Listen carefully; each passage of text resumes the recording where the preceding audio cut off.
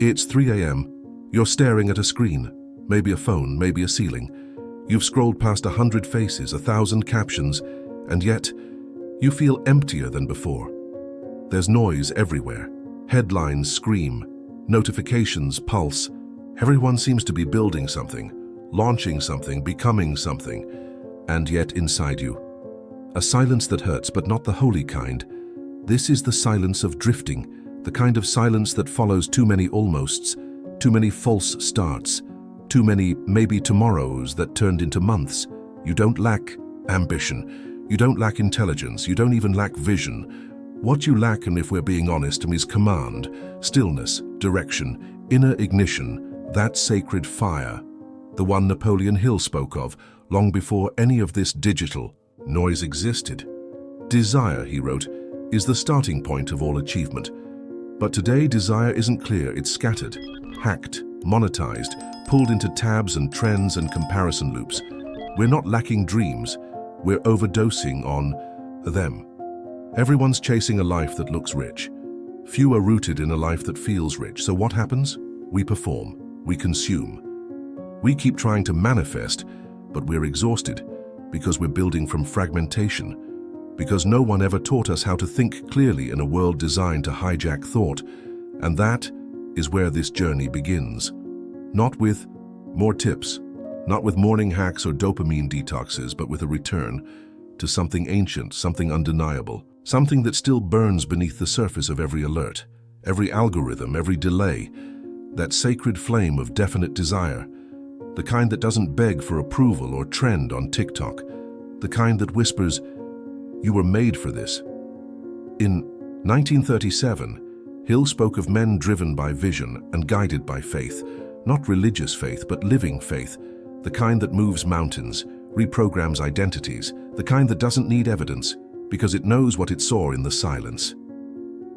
Hill didn't have to contend with Instagram, YouTube, or hustle culture, but he did understand something eternal, that the mind is fertile ground, and it will grow whatever is planted in it over and over, whether you want it or not.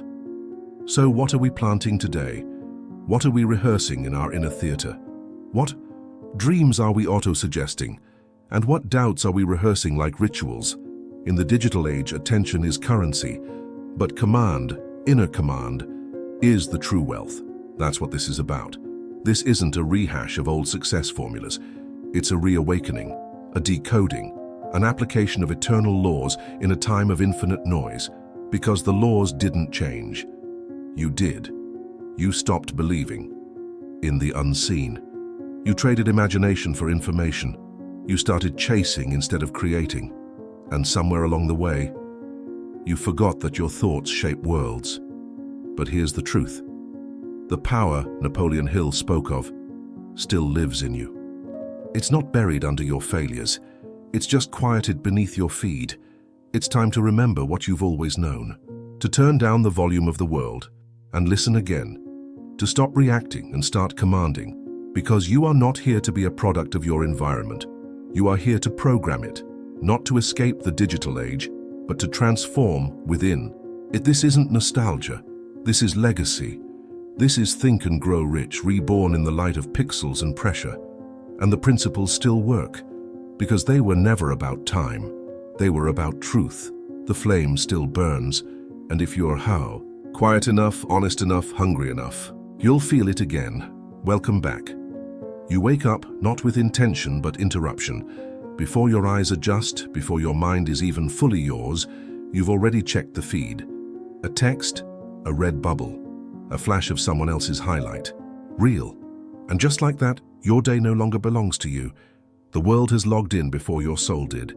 This is not laziness. This is design. Distraction isn't a personal flaw anymore. It's a business model. And you're not just the user, you're the product.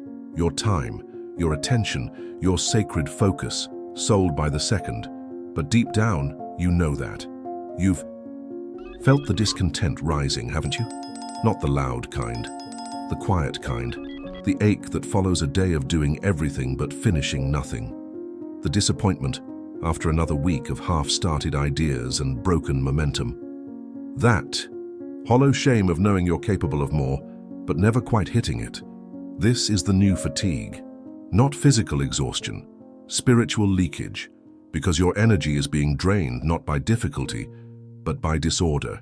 Your will is not weak, it's overwhelmed by infinite options, by a million tiny decisions that don't matter, but add up to inertia. Hill spoke of definiteness of purpose as the first step to riches. But today, even defining a purpose feels like another task on an endless to-do list. So instead, you dabble.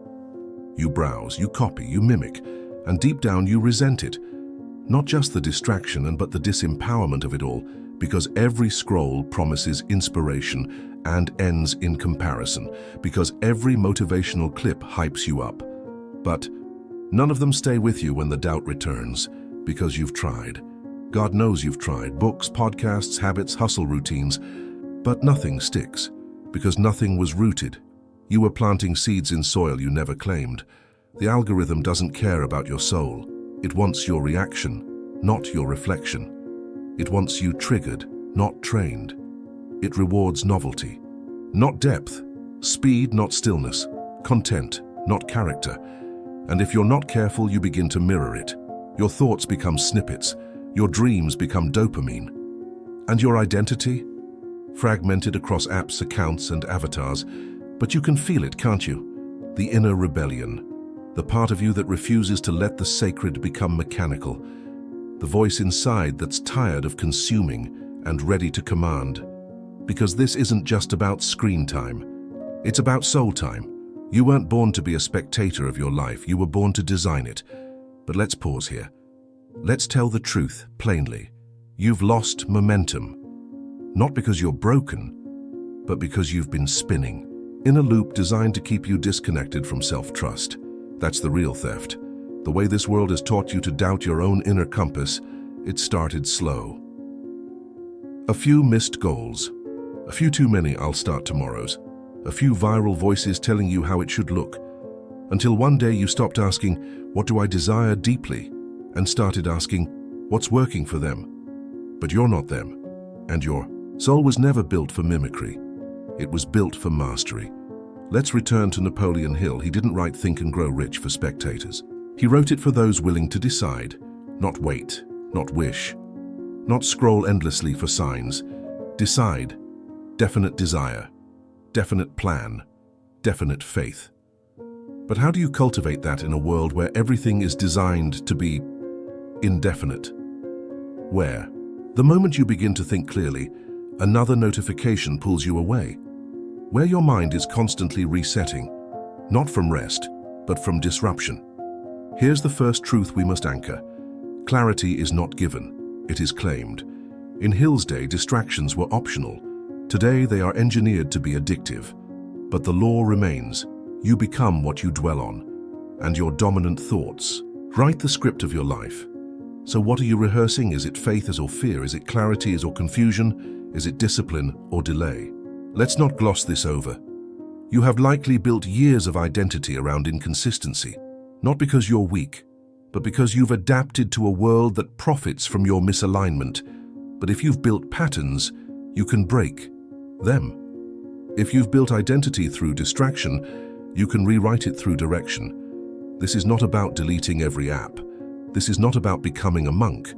This is about commanding your space, inward and outward.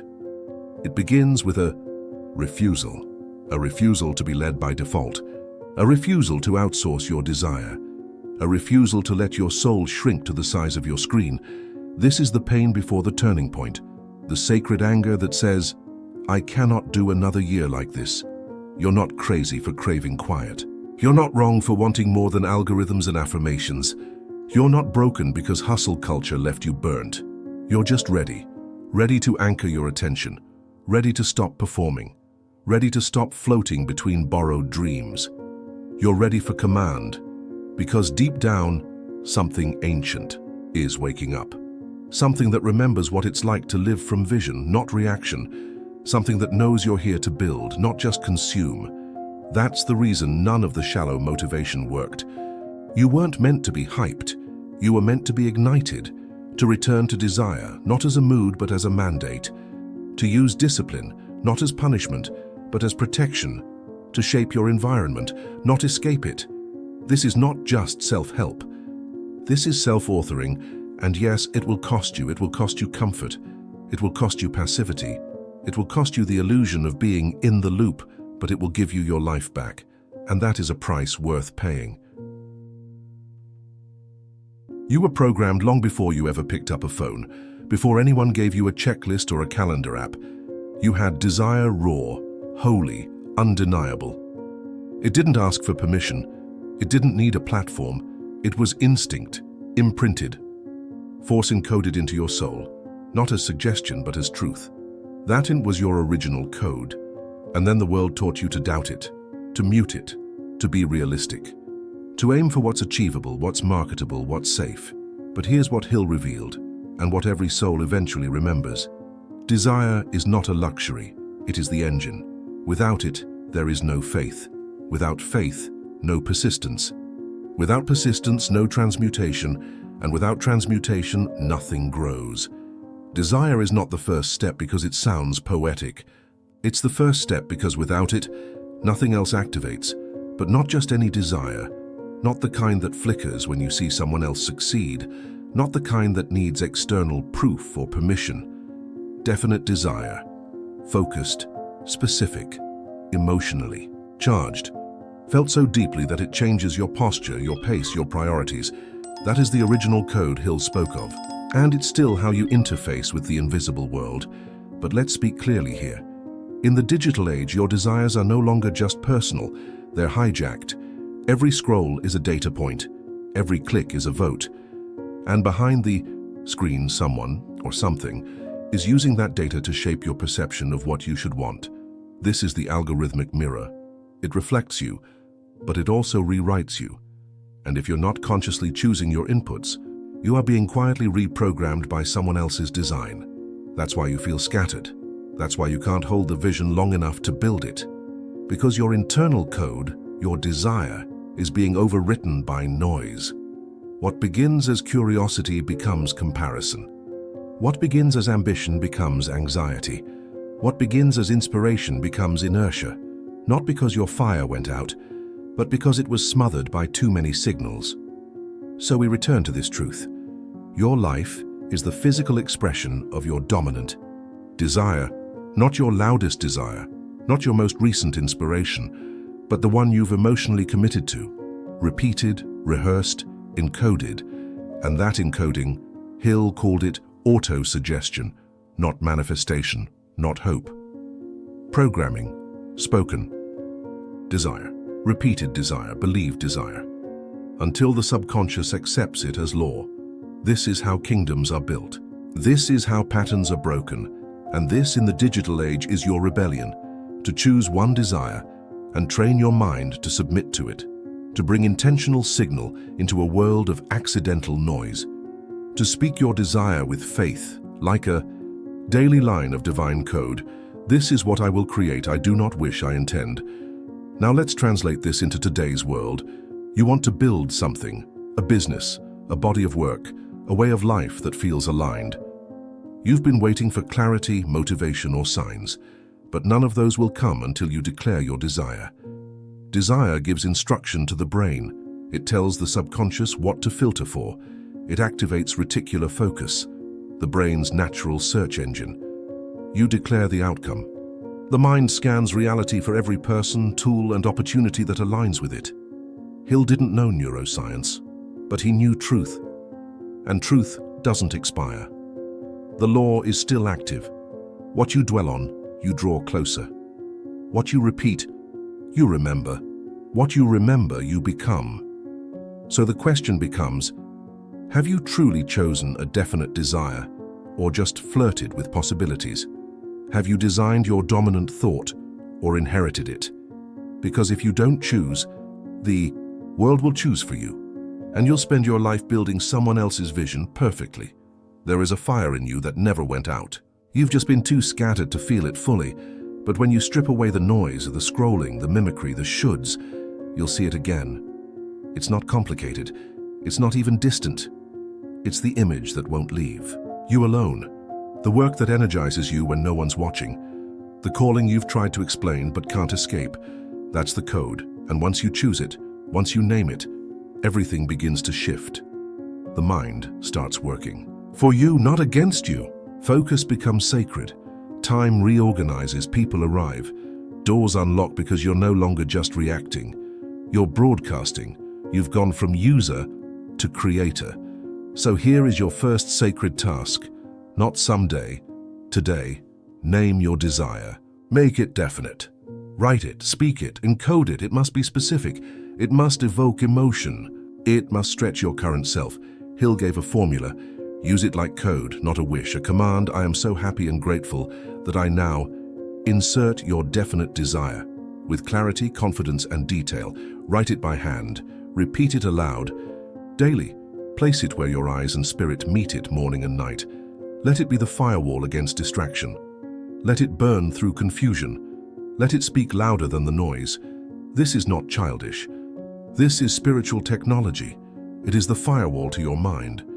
The encryption of your future, the line of holy code that says, I am no longer for sale. My attention is spoken for.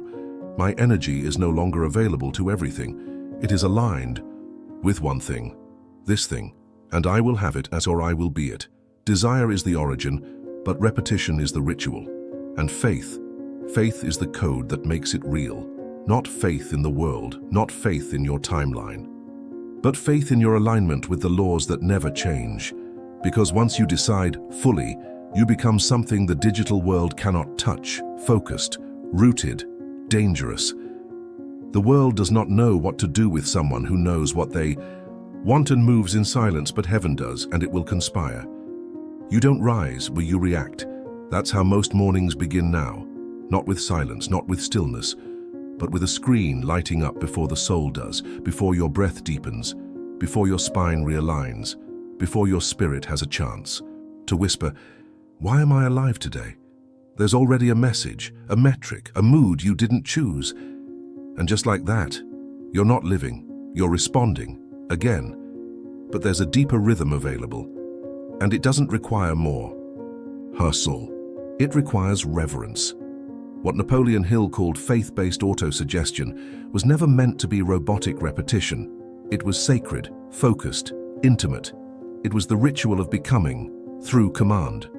But rituals in today's world feel outdated, or worse, as optional. So we replace them with routines, with optimized morning stacks and productivity hacks. And still, we wonder why we feel empty. Because a routine without reverence is just maintenance. And you were not born for maintenance.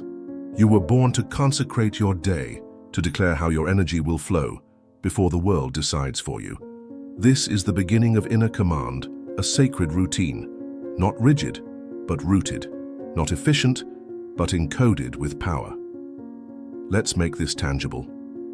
There are 3 spiritual technologies at your disposal every morning. Stillness, suggestion, state creation, and you don't need a mountain. You need a chair, a pen, a few minutes of undivided presence. That is your altar.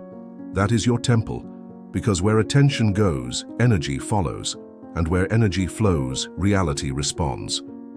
Stillness, the return to sovereignty before input. Choose emptiness, even for 3 minutes. Sit, breathe, no affirmations yet, no goals, no music, just silence. Because silence is where you return to your original signal, your baseline frequency, not what the world expects, but what your soul intends. This stillness is not a pause, it is permission. It tells your nervous system, I'm not in a race, I am in command. Suggestion, the rewriting of code. This is where your definite desire becomes a command. Hill didn't say, wish for it daily. He said, write it, feel it, repeat it until the subconscious accepts it as truth. This isn't about delusion, it's about direction. The mind must be told what to focus on, otherwise it drifts, and the drift becomes delay. So you speak.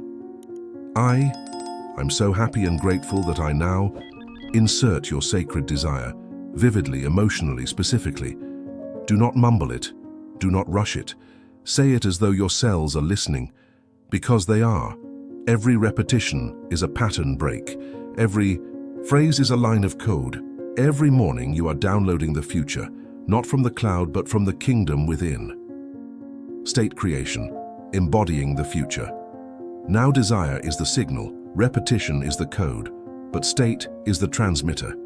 If you speak abundance, while your body feels anxious, you're out of alignment, and the subconscious only listens to emotion, so you must feel it now, not fake it. Find it for 30 seconds. Stand up, move your body, call up the emotion of I've already become it, not as fantasy, but as frequency. This is the secret Hill couldn't fully explain, but practiced. He knew that success wasn't just belief. It was embodiment. When you feel like the person who already owns the result, you start making decisions that reflect it. You send different emails. You walk differently. You say no to distractions. You no longer leak energy trying to convince others or yourself. You are it, and that knowing bends reality. Now, anchor this practice in space. Choose a chair, a desk, a corner of your room, anywhere that becomes your morning command seat. Keep it clean. Keep it sacred. Let it be your throne, not for the ego, but for alignment. Let your body learn. This is where I remember. This is where I return. What about the evening? The evening is for recalibration, not Netflix until you fall. Asleep in someone else's story, but a brief return to your own. Sit again. Review the day, not with shame, but with curiosity. Did I align? Where did I command, and where did I collapse? Then whisper your desire again. Not to impress it, to reinforce it. Let your subconscious dream in alignment with your future. Let sleep become strategy.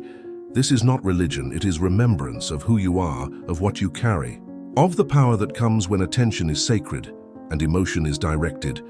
This is the real leverage, not algorithms, not time hacks, but energetic discipline. Because when the inner world is trained, the outer world must comply. That's not magic. That's law. You do not need 20 steps. You need 3 sacred movements: stillness, suggestion. State every morning, every night, like brushing your teeth, but for your command center. And the results? They begin subtly. You start hearing yourself more clearly. You stop chasing. You start choosing. You write more. You speak differently.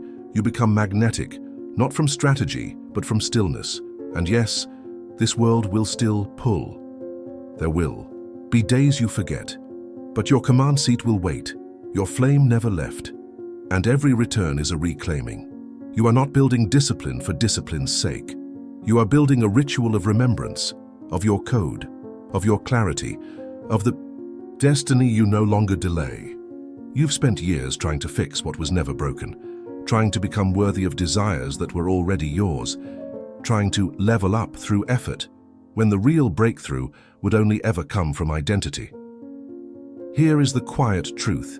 No algorithm will tell you, you don't need more motivation. You need memory because you weren't born to be passive. You weren't born to merely follow scripts written by fear, culture, or false logic. You were born a programmer, a living consciousness with the divine authority to speak, decide, command. But somewhere along the way, you were convinced otherwise, taught to perform, taught to conform, taught to ask for permission before declaring who you are. So you adapted. You picked up other people's codes, beliefs, identities, limits, roles, and you started living by scripts you didn't write. But what if that hesitation, that doubt you carry like a second skin, is not evidence of your inadequacy, but the residue of misaligned programming? Because the subconscious does not ask if something is true, it only asks if it's repeated, and repetition becomes reality. That's what Hill understood. That's why he pressed the same phrase through every page. You become what you think about all day long. But let's go deeper. In a world where most people live by reaction, your power lies in recoding the reaction. Loop, you must become the author again, not by trying harder, but by remembering your command line. Imagine your subconscious mind as a high-powered operating system. It runs silently, 24/7, handling 95% of your behavior, reactions, and decisions, without question. It is programmable. It is loyal. It will execute whatever script you embed, and good or bad, aligned or chaotic. And guess what? It's been executing other people's code for years. Every time you said, "I'm just not consistent," "I always lose momentum," "I'm not good at money," "I procrastinate," "I never finish things," those weren't observations. They were commands. The code didn't care if you meant them. You spoke them, you felt them, you repeated them, and so it obeyed, not as punishment, as precision. You became what you rehearsed. You are living the output of an inner script. But here's where the shift begins. You do not have to overcome those beliefs. You simply stop repeating them. You stop feeding the old code. You write new lines. I am a finisher. I trust my vision. I build in silence. I execute with discipline. I no longer argue with my potential. At first it feels fake. The old code will resist. Your nervous system might panic, because identity change feels like death to the part of you that fears expansion. But stay with it. This is not delusion. This is replacement, not motivational fluff, mechanical reprogramming. This is what Hill called auto-suggestion, but today we might call it inner coding. And here's the beautiful paradox. You do not need to believe it fully at first. You just need to obey it, say it, feel it, act on it. That's how the new code settles. Think of it like installing a new operating system. The interface might look the same, but behind the scenes, new logic is being written. New rules are running the show. Every day you act in alignment with the new identity. You reinforce it. Every day you speak as the future version of you. You build neural connections that make it easier to return to that state. This is not faking it. This is building neuro-emotional familiarity, and what you become familiar with becomes your default. But let's be blunt. You can't reprogram yourself from a place of shame. You can't hate yourself into evolution. The shift comes from reverence, from recognizing that who you were was doing their best with broken code. Now you write clean, with love, with clarity, with command. So how do you reprogram? Here is a daily ritual. Keep it simple. Keep it sacred. Define your next identity, not just what you want to do, but who you choose to become. Write this down in the present tense. I am the version of me who, insert the identity you choose. Detailed, vivid, emotional. Example, I am the version of me who honors time, executes on my word, and leads from stillness. Speak it with emotion. Don't whisper it like an obligation. Speak it like a command. Stand up, own your space. Repeat your identity with full breath 3 times. The subconscious listens when emotion is attached. Repetition creates rhythm. Rhythm becomes reality. Anchor with action. Pick one behavior, no matter how small, that matches the identity. Do it today. Let your nervous system feel what it's like to be that version. Let action begin the alignment. And if the doubt rises, let it.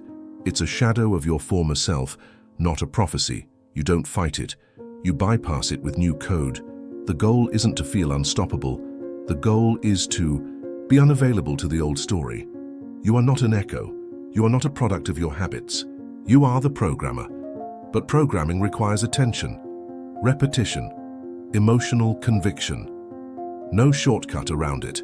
If you want peace, clarity, momentum, you don't chase them. You install them through sacred self-talk, through decisive behavior, through consistent embodiment. This is not a hype cycle. This is identity transmutation, and you've always had the access. The code was never lost, only buried. Let's tell the truth. You've never wanted just success, not really. You've always wanted something more than numbers, likes, or enough money to finally relax. You've wanted to feel aligned, to wake up and know, this matters.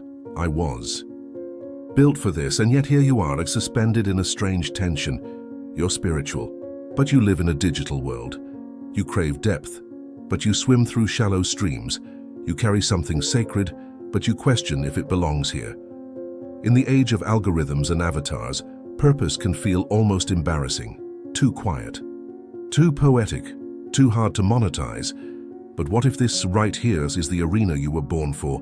Not to escape the digital world, but to transfigure it, not to fight the system, but to become a signal so strong it can't be ignored.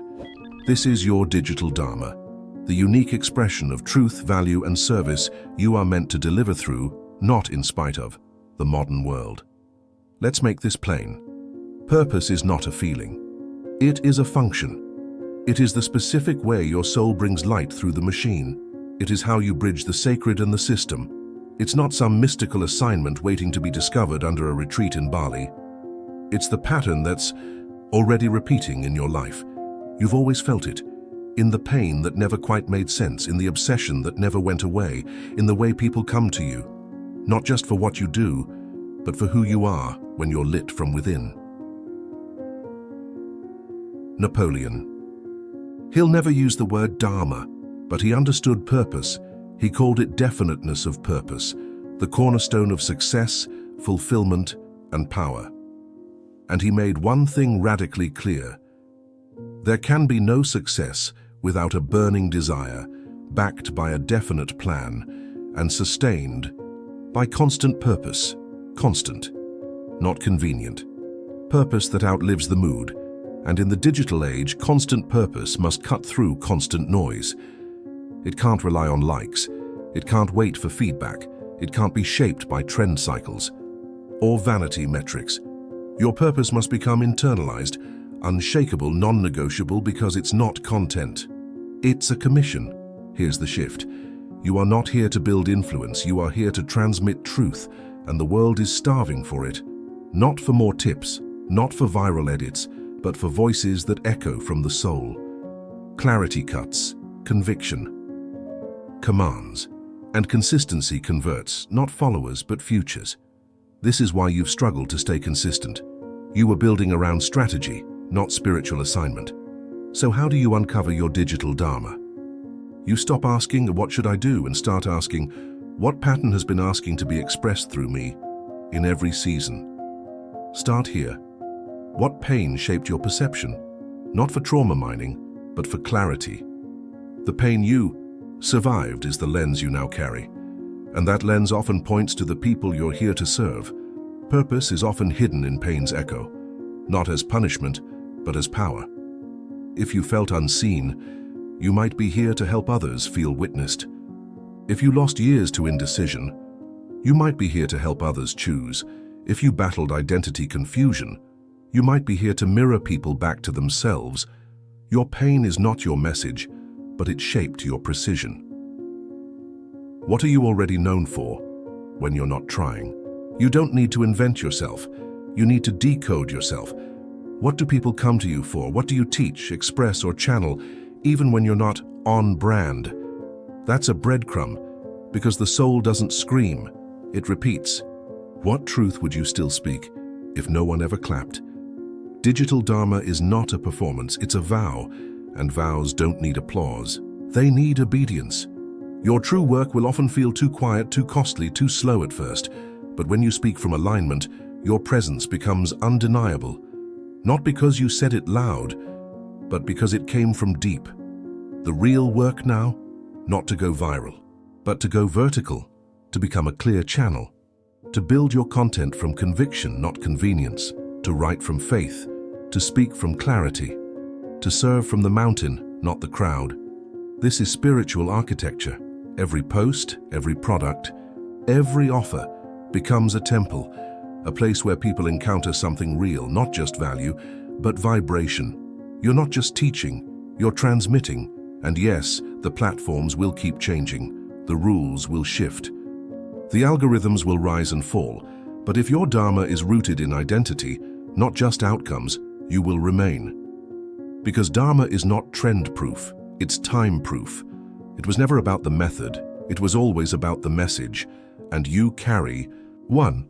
Whether in your voice, your offer, your story, or your silence, your purpose is already encoded in you. It's not something you launch, it's something you live. So here's your next sacred action. Declare your Dharma, not as a brand, but as a vow. I am the one who... Describe what you deliver to the world with truth, clarity, and emotional grit. My work exists to finish with the deepest result or realization your audience walks away with, and speak it. Write it on the wall. embed it in your work. Let it echo in every piece of content, every quiet decision, every shift of posture. This is your alignment. This is your North Star. And when you live it, not just publish it, people will feel it. They may not always like it, but they will listen, they will remember, and they will follow. Not because you're loud, but because you are. Clear, there is light in the machine, and you are its carrier. Your Dharma is not buried. It's waiting for you to stop hesitating and start embodying, stop polishing, start transmitting. The world doesn't need another influencer. It needs someone on fire with their assignment. That fire lives in you. There is a moment in every seeker's life when the scroll stops, not because the feed is empty, but because the soul says, enough, enough waiting, enough watching, enough wondering if now is the time, or if you're ready, or if it even matters. You know now, it always mattered. You just forgot you were the one typing the code all along. Napoleon Hill never saw the digital age, but he saw you. He saw what would always be true, whether on parchment or platform, whether whispered in prayer or uploaded to the cloud. Thought is cause, belief is power, desire is the ignition, faith is the transmitter, action is the amplifier. The laws didn't dissolve in the age of noise, they just got harder to hear. But you heard them in the quiet moments between scrolls, in the ache that asked for more, in the still, stubborn flame that would not die. No matter how many delays, distractions, or doubts you danced with, you heard the call, and now you write the response. You do not need to be famous to be felt. You do not need a platform to be powerful. You need only this: clarity, command, consistency, clarity of desire, command of attention, consistency and embodiment. This is your new holy trinity, not because it's perfect, but because it's yours, and the universe doesn't move for the polished. It moves for the decided. You've walked through the noise, you've remembered the code, you've reclaimed the command seat. Now you rise as someone different, same name, same body, same world, but no longer the same frequency. Because you now understand what Hill meant when he said, "There are no limitations to the mind except those we acknowledge."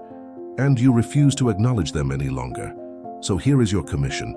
You will not wait for clarity, you will command it. You will not chase alignment, you will become it. You will not seek power, you will embody it. Every morning, you return to the altar. Every day you repeat the code. Every action you anchor the identity, not to impress, not to perform, but to build the world you saw in your spirit. Because that vision wasn't decoration, it was instruction. You saw it for a reason. You were marked for it. And now the scroll ends, the sacred work begins.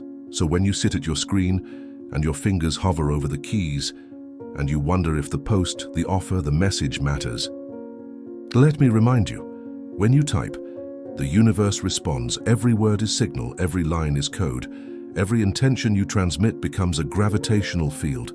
You're not chasing influence, you're broadcasting alignment, and alignment always attracts what belongs. So go now, not with hype, but with holy conviction. You've always carried the code. Now you have the key. Use it.